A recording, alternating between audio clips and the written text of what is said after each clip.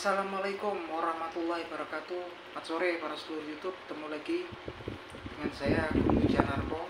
Oke para sedulur YouTube, di sore hari ini saya pengen ngajak para sedulur-sedulur saya, sobat-sobat saya, teman-teman saya yang udah subscribe di kanal YouTube saya ini untuk ngobrol-ngobrol santai teman-teman. Jadi kita akan ngobrol-ngobrol seputaran tema-tema, subjek-subjek yang lagi viral di perbincangan orang di media sosial. Jadi teman-teman, ada salah satu tema yang lumayan lagi rame dibicarain ya teman-teman. Ini masih seputaran tentang isu, gosip, kontroversi, sebetulnya kisah lama lah, kisah lama, yaitu ketika dulu Anies Baswedan waktu itu menjadi Menteri Pedanka, kemudian direshuffle waktu itu oleh Presiden Joko Widodo dari kabinetnya.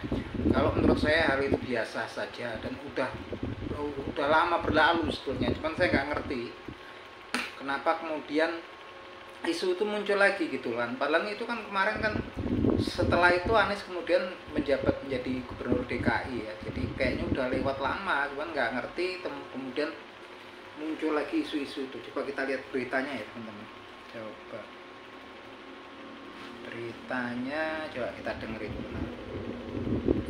Satu hari, pemerintah Belanda menghubungi Indonesia, kemudian berniat mengembalikan tongkat pusaka. Ini ibaratnya tongkat komandonya Pangeran Diponegoro yang dirampas oleh Belanda, dibawa ke Belanda ketika penangkapan Pangeran Diponegoro dan ingin dikembalikan. Pada saat itu, dikembalikan itu seharusnya Pak Jokowi yang menerima. Tapi hari itu Anda dianggap menelikung Pak Jokowi, Anda yang menerima. Kenapa ini menjadi persoalan besar? Karena ada kepercayaan, terutama mungkin di masyarakat Jawa, bahwa tongkat komando yang pusaka itu, siapapun yang menerima pertama kali dan memegangnya, maka dia punya peluang untuk menjadi pemimpin. Pemimpin ini bisa relatif. Nah, ini membuat Pak Jokowi tersinggung. Karena Anda menelikung Pak Jokowi, Anda yang menerima, Anda yang memegang pertama kali. Ada begitu ya? Ini ada alasan yang membuat, kata orang, Anda diberhentikan. Saya cerita sedikit. Saya baru bertugas di Kemdikbud. Menteri dari kedutaan Belanda datang dan menyampaikan bahwa cakra Pangeran Diponegoro akan dikembalikan. Top secret, tidak bisa diketahui siapapun kapan waktunya dan lain-lain, semuanya dijaga confidentiality-nya karena nilai dari barang ini itu priceless, istilah mereka, tak ternilai harganya, dan banyak orang yang mencoba untuk memburu barang ini. Jadi mereka menempatkan ini sebagai sebuah operasi khusus. Nah, kemudian saya laporkan ini bahwa ini akan ada pemberian kepada siapa, Presiden, bahwa akan ada pengembalian. Dan kemudian diatur sebuah acara di Galeri Nasional bersamaan dengan kalau tidak salah pameran Raden Saleh, kalau tidak salah, atau pameran Pak Diponegoro, saya lupa, Raden Saleh atau Diponegoro, waktu itu pamerannya. Jadi covernya itu supaya ada event. Kemudian cakra tadi dibawa, dan kita tidak tahu, pemerintah Belanda tidak memberitahu kepada kita penerbangan jam berapa, kapan, siapa, tidak tahu. Nanti di Galeri Nasional itu kemudian Presiden memang semula dijadwalkan hadir di acara di Galeri Nasional itu. Kemudian sehari 2 hari sebelumnya Presiden ternyata ada acara ke Filipina, sehingga kegiatan yang semula harusnya tidak dihadiri oleh Presiden menjadi diwakilkan.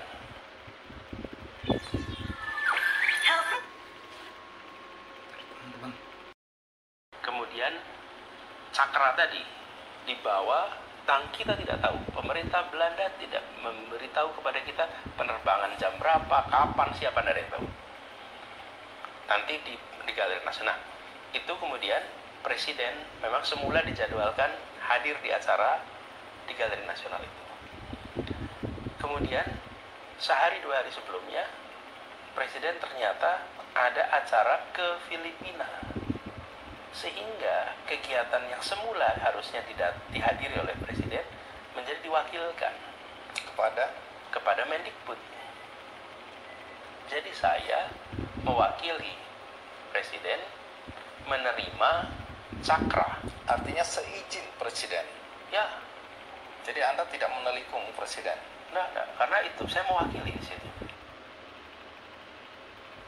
Oke teman-teman, itu tadi beritanya ya yang lagi banyak diperbincangkan. Jadi ada isu ya bahwasanya dulu ketika reshuffle kabinet Presiden Jokowi dulu ketika mereshuffle Anies Baswedan, salah satunya alasannya ketika itu adalah ada misunderstanding, yaitu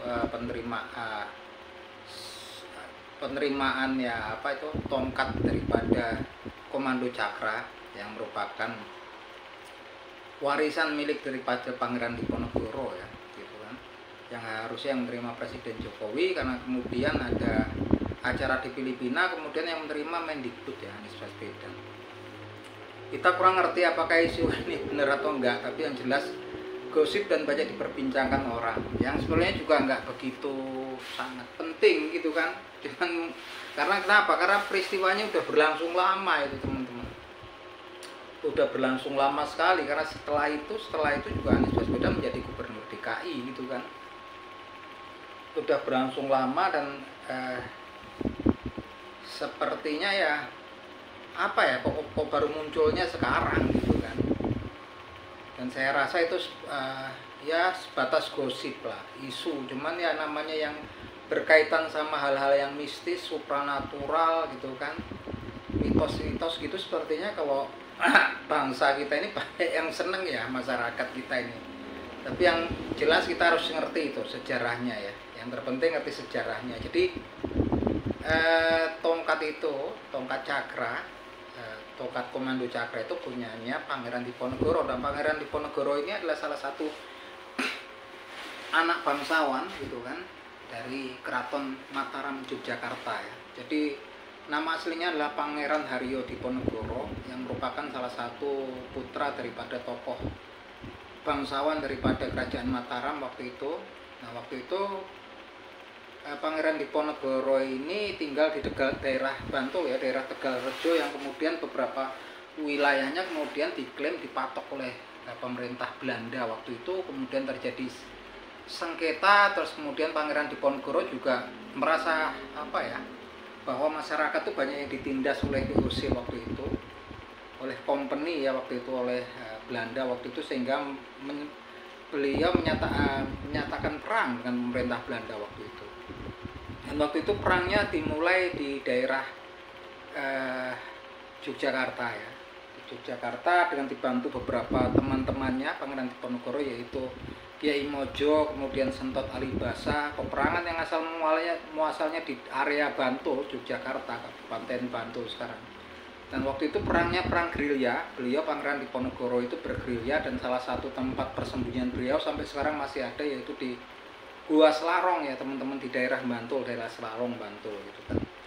Nah, perang itu pun kemudian melebar ya teman-teman. Ternyata saya pikir dulu perang Diponegoro sendiri cuma di daerah Jogja ya. Ternyata melebar kemudian sampai area Kebumen, sampai ke Banyumas, kemudian melebar juga sampai Tegal gitu kan. Beberapa wilayah-wilayah kekuasaan Kerajaan Mataram waktu itu kan. Nah waktu itu memang korbannya juga sampai banyak. Perang itu terjadi pada tahun 1825 sampai 1830 ya. Jadi perang Diponegoro yang kemudian dikenal dengan Perang Jawa itu terjadi sampai 5 tahun ya, berlarut-larut, sampai kemudian korbannya dikabarkan waktu itu dari warga pribumi itu, tentara pribumi, tentaranya Pangeran Diponegoro itu, prajurit-prajuritnya itu yang mati, meninggal dunia sampai 7.000 orang ya. Kemudian dari pihak Belanda itu sekitar kurang lebih 8.000 orang, dan memakan biaya waktu itu menurut catatan pemerintah Belanda waktu itu sampai habis 25 juta gulden gitu kan. Dan orang pribumi, warga biasa yang meninggal sampai di Pulau Jawa ini, kemudian dari Perang Jawa itu diperkirakan sampai kurang lebih 200.000 orang. Jadi perangnya termasuk besar ya. Saya pikir dulu perang itu cuma lokalan doang gitu kan.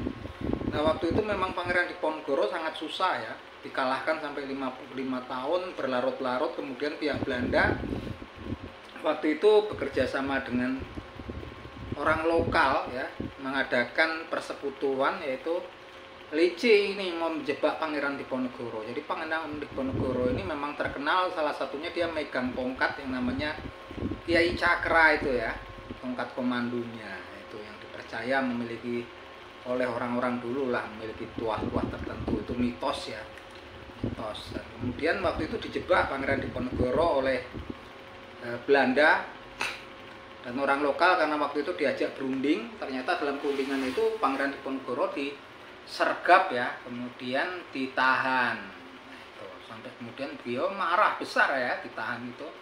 Mana akhirnya beliau juga kemudian ditangkap oleh pemerintah Belanda, tentara Belanda waktu itu dipimpin oleh Letnan Jenderal Hendrik Marcus de Kock ya. Kemudian Pangeran Diponegoro ini ditangkap dan diasingkan di ujung pandang ya sampai akhir hayat beliau di Sulawesi ya, ujung pandang Sulawesi Utara apa Selatan tuh. Dan kemudian tongkat cakranya, tongkat cakra Kiai Cakra beliau yang fenomenal itu dibawa oleh Letnan Jenderal Hendrik Marcus de Kock, kemudian dibawa ke Belanda ya, dibawa untuk bukti bahwa Pangeran Diponegoro itu sudah ditaklukkan, diserahkan untuk kepada Ratu Belanda waktu itu. Nah itu sejarahnya ya, kurang lebihnya ya.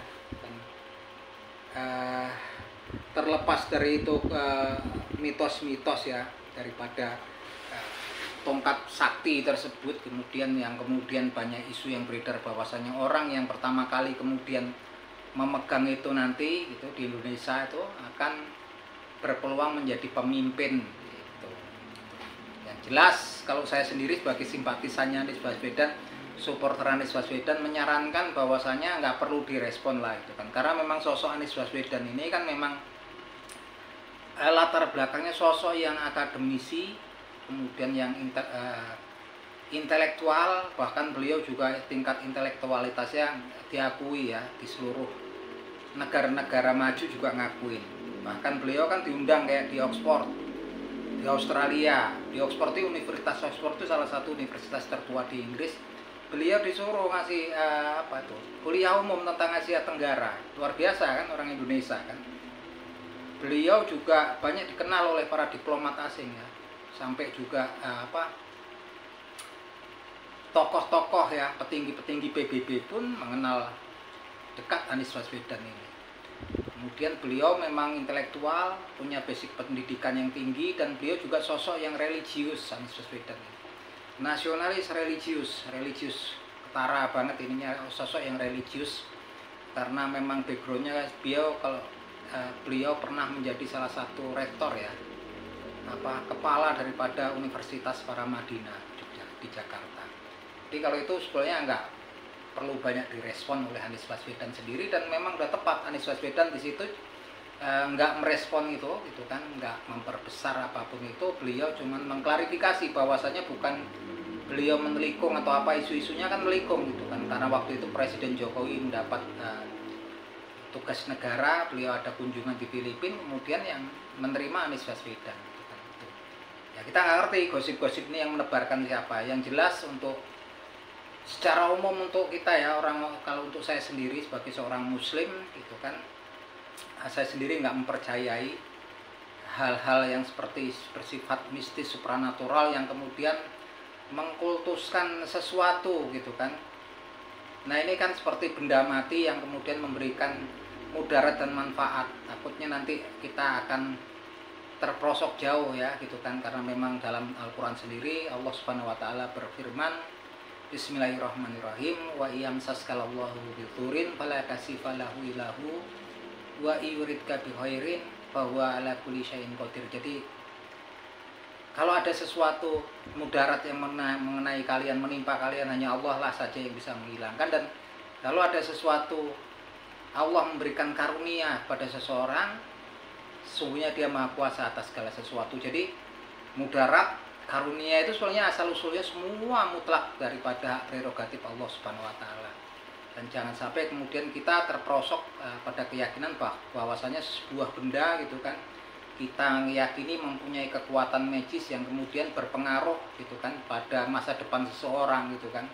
Nah, itu saja sih gitu kan, walaupun ya bebas-bebas saja untuk yang lain, kalau saya sendiri berpedoman seperti itu. Dan untuk ini pun saya juga acung jempol, untuk Anies Baswedan juga nggak banyak komentar, beliau cuma komentarnya mengklarifikasi gitu kan isu-isu tersebut ketika diundang di salah satu televisi. Kemudian beliau mengklarifikasi bahwasanya bukan beliau isunya mentelikung, tapi memang pada waktu itu beliau mendapat penugasan untuk menerima pertama kali memegang. Karena Presiden Jokowi waktu itu mendapat sedang berkunjung ke Filipina, tugas negara gitu kan. Nah ini teman-teman, yang ini sebetulnya kita luruskan ya, perlu kita luruskan. Asal jangan jadi isu kemudian spekulasi-spekulasi. Toh sebelumnya ini kan waktunya udah berlalu panjang gitu kan, udah dulu gitu kan.